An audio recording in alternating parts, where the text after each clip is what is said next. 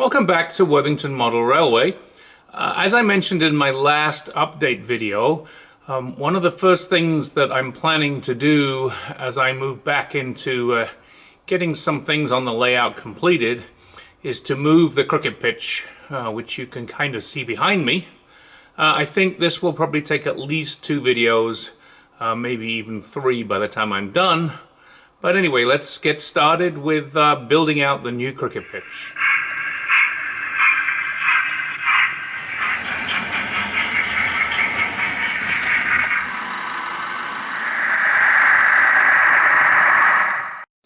As you may gather from the title of this video, sometimes things don't go quite according to plan.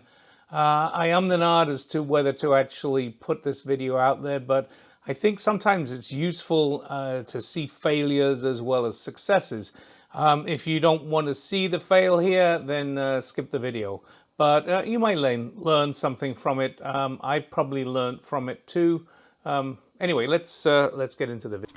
So as we are coming into fall and I'm going to be more inside doing things on the layout, the first thing I thought I would attack is the cricket pitch and the area to the left that is going to be a building site.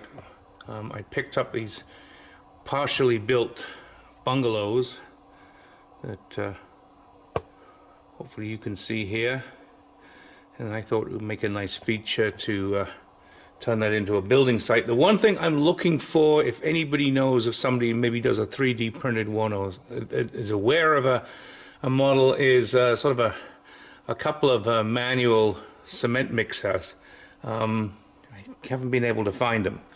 I did get some Jarvis scenery stuff for this, so I get these builders rubble packs. So I get these Jarvis builders rubble packs, and hopefully you can see that.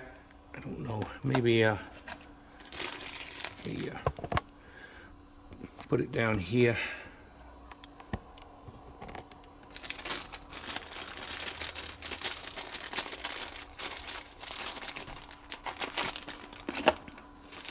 So I did get these so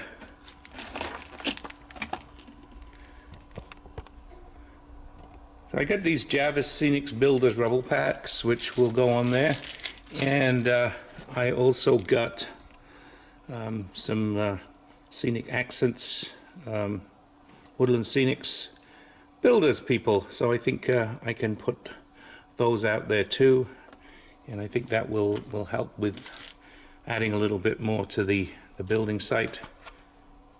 Before, I'm going to turn the old cricket ground into a lawn bowls ground, so I got these this lawns bowls stuff from Langley Models, so that'll go over where the cricket ground is, and I'm leaving the other pavilion where it is, but I got this slightly different cricket pavilion, which is a Pico kit. The other one was a Metcalf kit, so this cricket pavilion will go on the new cricket ground. Started off by putting down this, it's a sheet of sort of grass. It didn't work well. We'll talk about that more in a minute. In the back, I'm going to put some bushes and trees all along the back edge there, and we will have a road coming in at this side over where the building site's going to be, and we'll put the pavilion on that end of the ground too, and hopefully this will make a more realistic size cricket pitch. So the first thing I got to do is I've got to attack this grass sheet. So I don't really quite know what happened here, but I did put glue down, put this sheet down, left it overnight, put some weights on it, came back, and some places it's not stuck at all, other places it's stuck. I've got a lot of these kind of raised areas which just don't do well if it's going to be a cricket pitch. So what I'm going to start off trying to do is, well, if the worst comes to the worst, I'll rip it up and put some more down. I've got plenty of it. But what I'm thinking about trying to do is just getting a sharp knife and cutting slits in where the bad bits are, and seeing if I can glue them back down. So that's my first job. So on the cricket ground, I have more of this, which I might use if I have to get a nice smooth wicket in the middle. I have my cricket ground dimensions I downloaded from the internet that I used before, and then changed it down to work out what the sizes would be in 00 gauge. I grabbed some static grass, a couple of different colors, different lengths, so we'll put some static grass up on that too. I think it'll make it more realistic. And I get some of my, you have to go way back, I'll maybe post a link to this video on the flowers that I make, so we'll have some what looks like dandelions and some mixed color flowers floating around. So the first thing I want to do is see if I can get rid of some of these humps in the middle here. So I'll stick the camera over to one side and I'll attack this and see what I can do.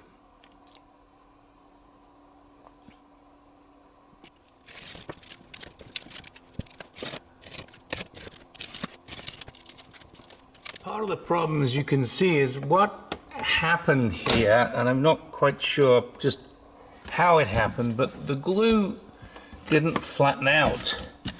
So I get these big lumps underneath, and that's part of what's causing these raised areas. I'm not so worried about so much in the outer field of the cricket ground. I can kind of live with that, but in the center area, I'm going to have to do something about it where the wicket needs to be nice and flat. So what I did here is I just got a scraper and I sort of pulled it back a bit, scraped all the excess glue off, and I'm going to try to stick this back down and see what it looks like.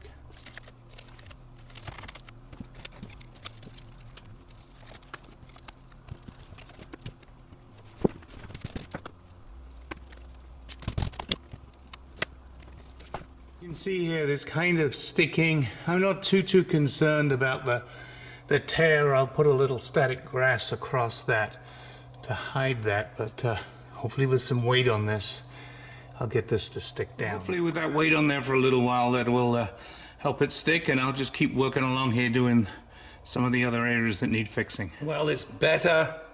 It's still not really going to work for that section in the middle where the wicket's going to be. So I'm going to take a piece of this extra I have here, cut a piece for where the wicket needs to be, so that piece will be really nice and flat, and it won't matter too much if there are little bumps in the outfield. I mean, that tends to be the nature of a cricket pitch. So we flattened it out as much as I can. I put a piece in the middle there that's going to be the wicket, so that will be flat, and the next thing is then to put some static grass into some of those areas where it looks a little bit rough, and we will do that once the glue sets up. So I'm going to leave this for a bit and look at something else. So I put the static grass down. The glue for the static grass has raised the mat. I'm starting to wonder if this is the way to go, or whether we just get rid of the mat and just put the static grass straight on the baseboard as I've done in other places. I'm going to let this glue dry up for a while and see what it does, but we'll look a bit closer. So as you can see, it's even worse than it was before. Having put the glue on here and then put static grass on it, it's kind of totally lifted and it's rippled like crazy, and I don't think too many groundsmen are going to keep a cricket pitch in that kind of condition. Might be okay for a field somewhere, which is maybe what I'll do is I'll try to save it and pull it as I pull it up, and I can use it somewhere else. But I don't, unless it dries flat, which I don't think it's going to. I think we're going to have to rethink this. So here we are the next day, and it's dried, and actually I think it's pretty acceptable in the way it's dried. So maybe my fears were not as bad as I thought. Let's take a closer look at how this dried. As you can see, there are still a few little ridges here, but it certainly doesn't look too bad, and I think it will work. Obviously I need to get some more static grass on here, which I'll get done, and we'll show you the next installment of building the cricket pitch. So I made the decision, using this mat it's not going to work. So I'm going to pull this up. I think I'm going to have to wet it to get the glue to release, and I'm just going to put static grass straight onto the underlying baseboard. It was an interesting experiment, but you know, sometimes things just don't go the way that they're planned. So let's go back to basics here, and we will see you in a little while.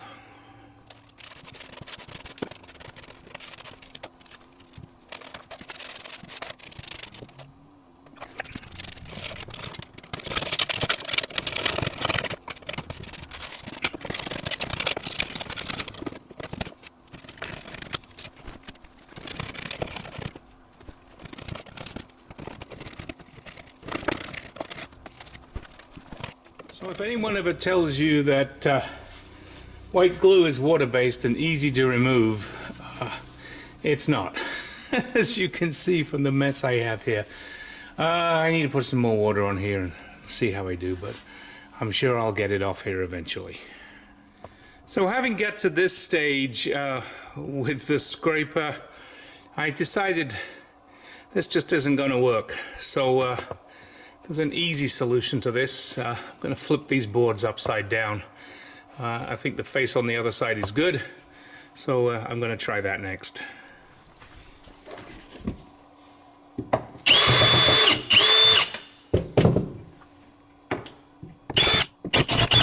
Sleeve back to square one. I need to tape the gaps and tape over the screw heads, and we can try round two. Well, if you stuck with me this far, thanks for watching. That was a long way, a lot of work to get nowhere. But, you know, always interesting to try something different and see if it works or not, as the case may be. Anyway, if you liked the video, slam that like button. If you haven't subscribed, there's a button to subscribe to the top right, another video to the top left, and I'll post a video soon showing hopefully actual progress on this project.